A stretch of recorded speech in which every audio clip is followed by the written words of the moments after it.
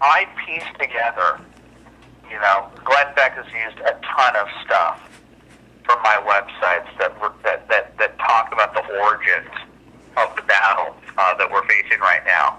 And there's a history aspect there's a history lesson in here where I explain, and I'd like for leftists to try and defy my history lesson on how the communists and the socialists and the progressives were able to successfully take over America's cultural institutions. It's the chapter on the Frankfurt School, and they weren't just Marxists. They translated Marx into cultural theory, not economic theory, but cultural theory, and they created the multiculturalism and the political correctness and the moral relativism, which is now the life's blood of the left, and in particular critical theory, which is dominant in the humanities departments in academia. Your kid goes to school, loves the country, loves Thanksgiving, comes back, hates his parents, hates Thanksgiving, thinks America is a racist country. That's critical theory in a nutshell. Right. And it's the left's number one tool. It's like it uses a battering ram against civilization, against Western civilization. It doesn't have any solutions, any workable solutions, but that's beside the point. And I think that you'll see in Barack Obama the traits of critical theory. He got elected beating George Bush to death in the realm of rhetoric. He's the worst person in the world, worst president in the world. He's a war criminal, all that type of stuff. Well, this president now has added an extra war on top of Iraq and Afghanistan. He didn't have an answer, but he knew the critical theory, that constant criticism, which is a nihilistic tactic, and it's a nihilistic philosophy. But at the end of the day, that's what the left is. They're a bunch of dark-spirited totalitarian nihilists, and I don't mince words about what the enemy is, because I used to be one. You only heard liberal ideas. You just thought that was normal. And then through, a series of revelations, one instrumental one was the Clarence Thomas hearings, and then the Clinton administration, I started to challenge liberal orthodoxy, started to listen to talk radio.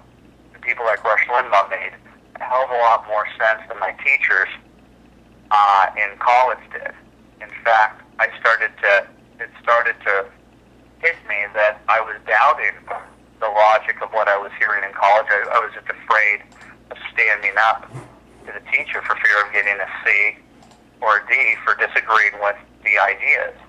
And so it's about my coming of age and my coming out as a conservative in a place that doesn't look kindly on this. And this book is ultimately about trying to wake up more people, to make them realize that this country is worth fighting for, to wake them out of their cynical, liberal, or independent sleepwalk, and to teach people that the way to defeat an Obama, who is defeatable, who is a failed president, is not to defeat Obama, but it's to aim the targets at the mainstream media.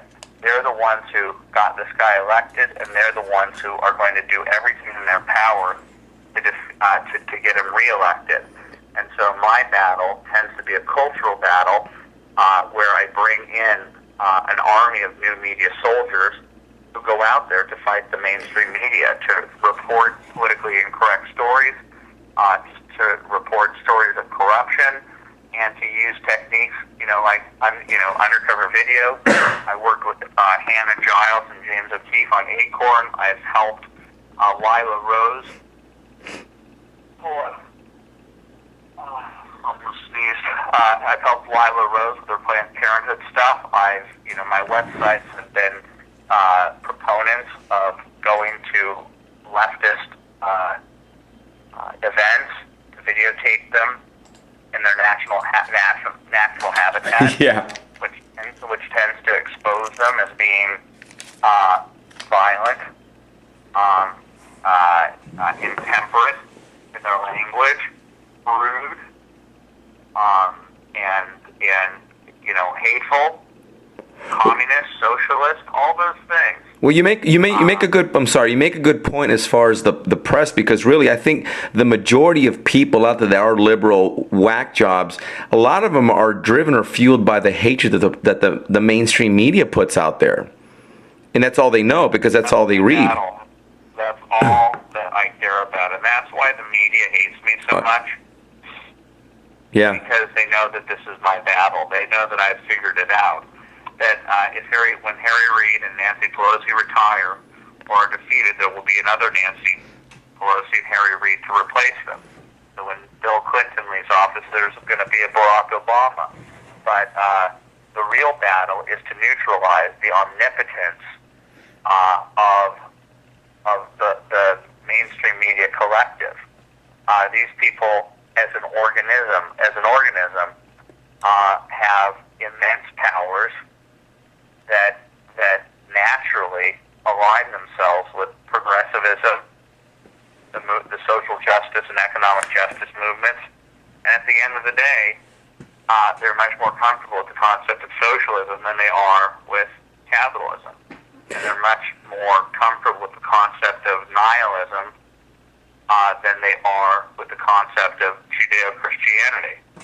And these are competing interests, and the right-wing blogosphere, of which I consider myself a part of, is doing the job that the mainstream media won't in terms of upholding right and wrong and acting as a checks and balance against out-of-control government, out-of-control media, out-of-control corruption, where the mainstream media now represents upholding the status quo.